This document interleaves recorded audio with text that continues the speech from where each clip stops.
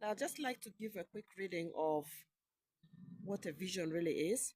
And I believe that this is important because it was at I visited the land, spoke to my neighbor, came back. This is when God started giving me clearer vision for the land, what I was going to do on the land, how I was going to do it, especially working from living abroad in the diaspora, and who it was that was going to help me. A little bit, a few months, you know, from then, from when I visited the land, I began to develop ideas, and God actually, through my uncle, indicated somebody that I could really trust. We've been working since then. A vision is an insight or a dream about the future, a mental sight or revelation yet to be filled. Vision for ministry, family, or business is a clear mental image of a preferable future imparted by God to his chosen servant and is based upon an accurate understanding of God's self and circumstances. Just picture that now for a minute, and then let me go to the first few things that are necessary to do when you first start developing a land, especially when you're working from the diaspora. I did not have anything on that land, it was totally bare. And there was even no water. My neighbor had already dug a well and he'd built a house there. So one of the first things that I thought was, well, are we going to, ask him and see how we could use his water to actually start projects and putting things on ground, building and so forth? And no. So I told my cousin who works with me that I think we need to build a well. We need water because regardless of what you're doing on land anywhere, you do need water.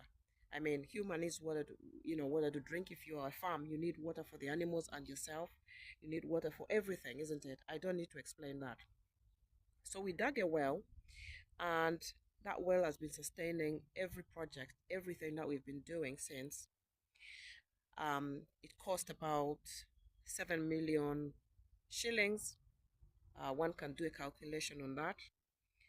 And they dug for the first week, and they couldn't hit water. They couldn't hit water. I thought, what's going on? And my neighbor said, dig a little bit more. They dug water and hit water, and it was of course coming up. It still wasn't coming up, perhaps sufficiently or as much as we thought. Being not too far by the lake, we thought we can do better than this. So they dug more and hit water. It was so much it could not be contained. Literally, your cup shall be so filled that you could not contain it. That's what we were dealing with. So we since put a cover over the water, just to prevent it from anything going in, just to keep it clean and pure. And we've also since then, second thing, which is to put up a mini house. And that mini house was part of the project, was part of what the vision is. But currently it's being used by workers or anybody that comes and stays. So I have one worker there. Usually it's two, but currently there's one, two, and it can hold up full time. So that is very crucial. That is very necessary for the security of people who come and stay there. Because remember, if you've got a land and it's not even surrounded, that home, that place where they actually stay, needs to be very secure. A makeshift shelter would not do. So now I'd got these two achievements, and the idea, the whole vision, which I'm not going to go into today, um, continued, we continued to create a clearer picture. A plan was drawn. We used an architect to draw a plan for the actual project. So that's aside. We sought and are seeking permission for the project. So it's important to know what you're actually going to do. What does the land look like? Have you done some kind of soil testing, which we did as well? You need to know if it's for farming. Is the soil fertile? you is the land if the land is sloping, what kind of structures could you put and what kind of structures can it hold? Will it be secure to actually put structures in certain spaces on the land? And if so, where and how? You need people to come and do those valuations for you. So we had people in for that. The land has been drawn, the land has been, by now, it's been measured accurately, it's been valued, but we haven't got permission yet for the entire project, which is also in the process by God's grace. And one of the things in that area of Uganda is that there is so much corruption in the land offices that we have spent so much money. There's been so much opposition, which is another thing I'll be talking about later. There's been so much opposition that, and so much going on that we have lost a considerable amount of money just trying to get permission for the land. We've been lied to by somebody who told us they would get us permission, but we had to pay a bribe. So bribery is another thing, an issue that we are facing. Another topic for another day. Being done, it would be good to know the history of the land as well. Who are the people who own the land?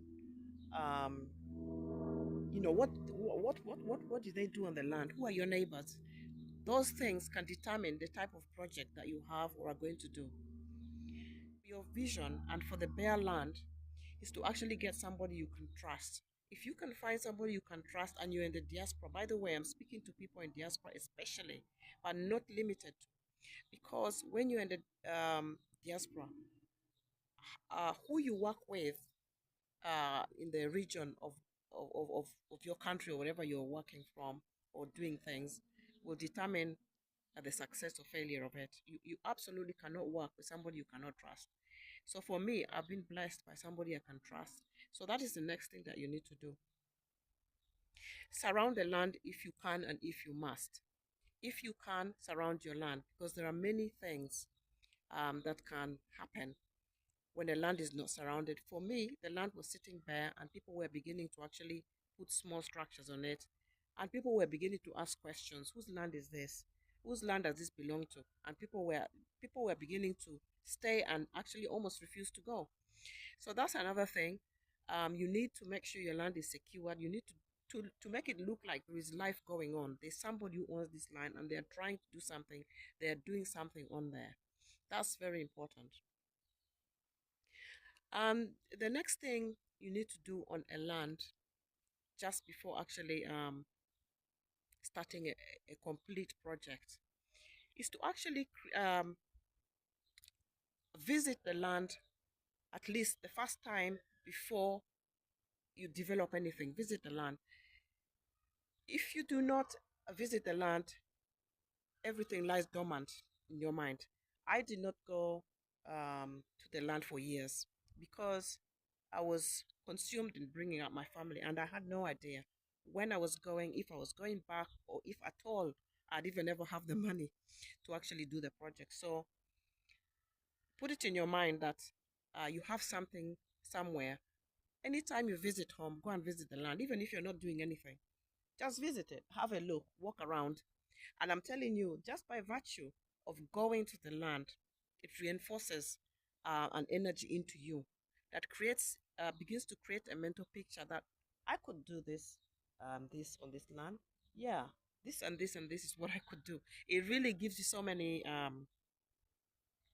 ideas. It can begin to really, the Holy Spirit can begin to speak to you. That is just what I'm trying to say.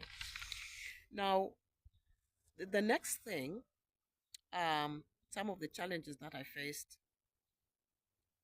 we had, even just by clearing the land, even just by beginning to build one of our fast structures, we encountered a bit of opposition in the sense that um, they were throwing stones on the road. And the blessing is that there was a blessing, but then there was also this opposition then came after the blessing.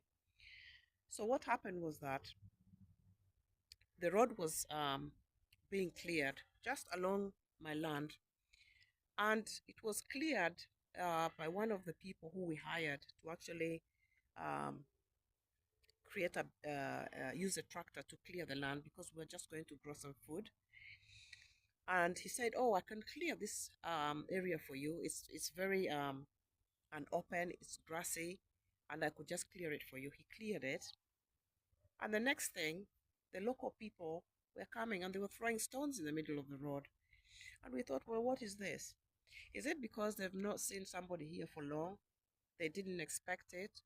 Or exactly what is it that is going on? I'm going to keep this video short because I don't want to go into things that take away from the purpose of this video. So those are the first main things.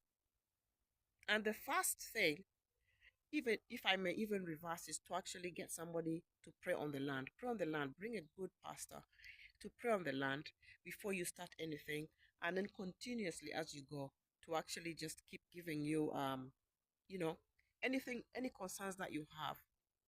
For instance, we had concerns, we went to him, and keep prayerful, not just by calling a pastor yourself, but actually yourself and your team keep prayerful. So thank you so much for watching until now. There will be some videos that would have come in this video in the middle of it or after. So do keep watching until the end, and I will audio over the pictures or the videos exactly what it was that I was talking about and what it all looks like for now. Thank you so much. Thank you for watching up to now. Until next time, God bless you and bye-bye.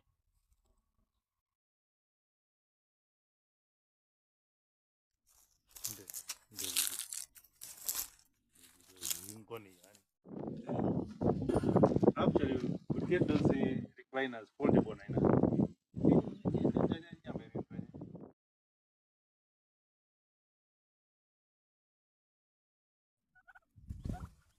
Okay, following you everywhere.